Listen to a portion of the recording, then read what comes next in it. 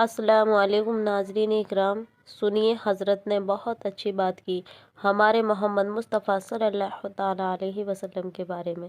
سنیے، ذرا رکیے، ویڈیو پوری دیکھیے۔ جتنا قرآن مجید نے ایمفیسائز کیا حضور کی بشریت کو، قل انما انا بشر مثلکم، اے نبی ان کو بتاتے رہیے، بار بار بتائیے کہ مجھے کچھ اور نہ بنا لینا، میں بھی بشر ہوں، انسان ہوں۔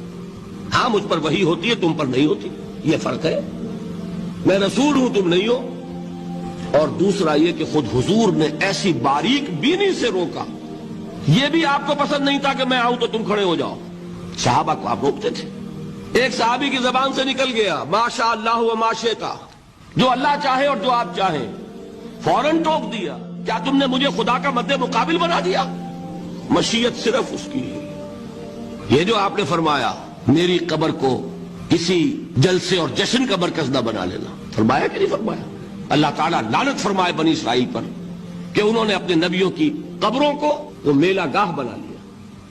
یہ ساری وہ ہے، یہ تحفظات ہیں، یہ بچاؤ ہے، یہ امت کو متنبہ کیا جا رہا ہے کہ محبت اور عقیدت کا غلو جیسے پہلے ہوا، یا اہل الکتاب لا تغلو فی دینکم، اے کتاب والو اپنے دین میں غلو سے کام نہ۔